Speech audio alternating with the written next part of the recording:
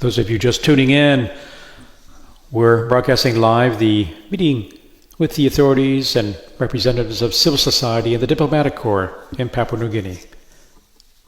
Pope Francis is about to give his own address following that of the Governor General.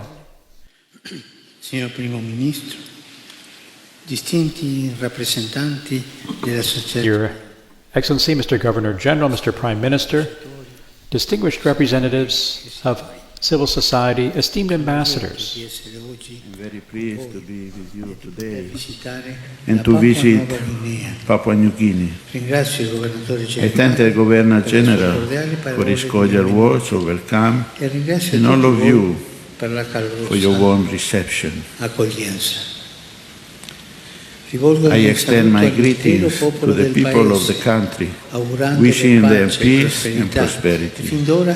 And I also express my gratitude to the authorities for helping the Church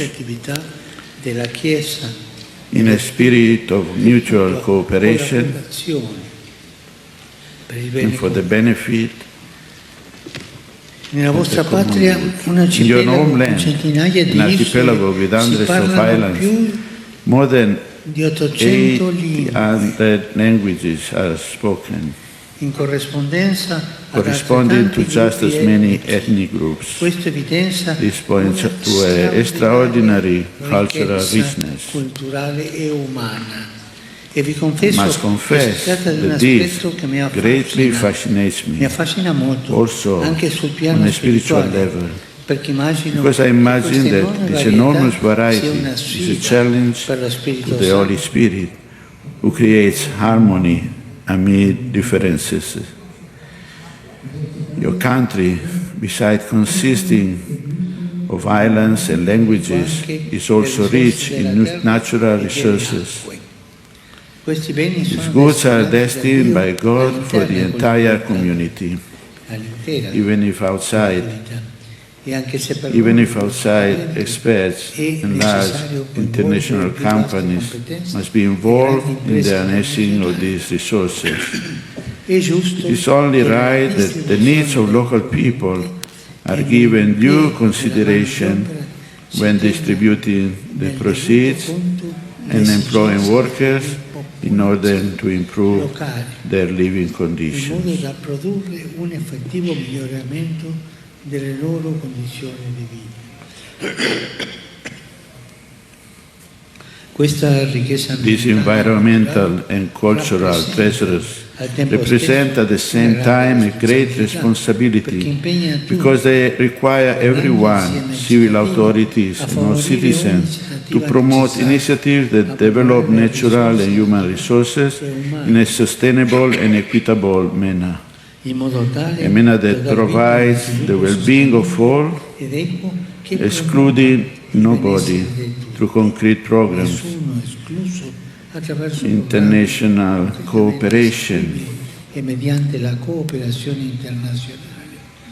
mutual respect, and agreements beneficial to all parties. A necessary condition for such lasting result is the stability of institutions, which is fostered by agreement on certain essential points amidst different concepts and sensibilities present in society. Indeed, increasing institutional stability and building consensus on fundamental choices is a prerequisite for integral and fair development. It also requires a long-term vision and a climate of cooperation among all, even if there is a distinction of roles and differences of opinion. It is my particular hope that tribal violence will come to an end, for it causes many victims, prevents people from living in peace and hinders development. I appeal, therefore, to everyone's sense of responsibility to stop the spiral of violence and instead resolutely embark on the path that leads to fruitful cooperation for the benefit of all the people of the country. Indeed, the aforementioned attitudes can create the conditions in which the question of the status of Bougainville Island can also find a definitive solution while avoiding the rekindling of ancient tensions. By bolstering agreement on the fundamental elements of civil society, together with the willingness of each person to sacrifice something from his or her point of view for the benefit of all, the necessary forces can be utilized to improve infrastructure, address the health and educational needs of the population, and increase opportunities for dignified work. Sometimes we forget that human beings need more than just the basic necessities of life. They also need great hope in their hearts. This allows them to live fully, gives them zest and courage to undertake wide-ranging projects, and enables them to lift their gaze upward towards vast horizons. An abundance of material goods is not enough to give birth to a life-giving, serene, hard-working and joyful society, which without a broader spiritual outlook turns in on itself and leads to a dryness of heart. As a result, society loses its weight and forgets the correct hierarchy of values. Moreover, the dryness takes away society's drive to move forward, and as happens in some opulent societies, blocks its progress to the extent that it loses hope in the future and can no longer find reason to pass on life and faith to future generations. That is why it is necessary to direct the spirit towards greater realities. Our attitudes and action must be sustained by an inner strength which shelters them from the risk of being corrupted or of losing the ability to recognize the value of work and the need to carry it out with dedication and devotion.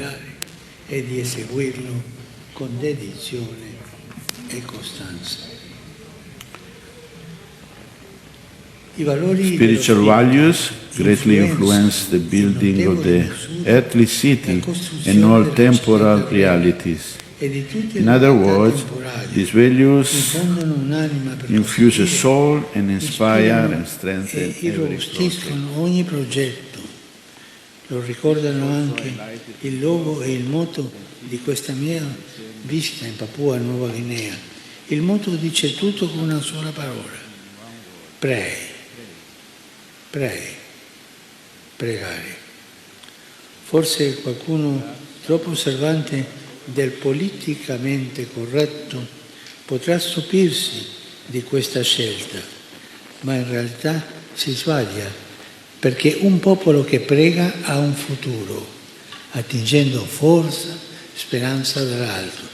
È anche l'emblema dell'uccello del paradiso nel logo del viaggio è simbolo di libertà, di quella libertà che niente, nessuno può soffocare perché è interiore ed è custodita da Dio che è amore e vuole che i suoi figli siano liberi. Per tutti coloro che si professano cristiani, la grande maggioranza del vostro popolo, auspico vivamente che la fede non si riduca mai all'osservanza di riti e precetti, ma che consista nell'amore. Francis saying, for those who profess to be Christians, the vast majority of your people, I fervently hope that faith will never be reduced just to the observance of rituals and precepts, and may it be marked instead by love of Jesus Christ and following him as a disciple. And in this way, faith can become a lived culture, inspiring minds and actions, and becoming a beacon of light that illuminates the path forward. Distinguished ladies and gentlemen, I've come here to encourage the Catholic faithful to continue their journey and to confirm them in their profession of faith. I've come to rejoice with them in the progress they're making and to share their difficulties. I'm here, as St. Paul would say, as a worker with you for your joy. And I commend the Christian communities for the works of charity they're carrying out in the country. I also urge them always to... Okay. Now the audio there has temporarily dropped on us here. We should have it back in a moment. You're hearing Pope Francis giving his address there in his meeting with the authorities there in Papua New Guinea and representatives of civil society, as well as members of the diplomatic corps and some leaders of the Asia Pacific who are present. There are around 300 present there for this meeting.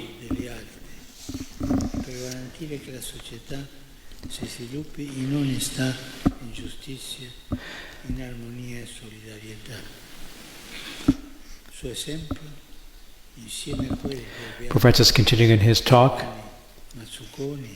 made the example of these saints and all the missionaries who proclaim the gospel in Papua New Guinea give you strength and hope.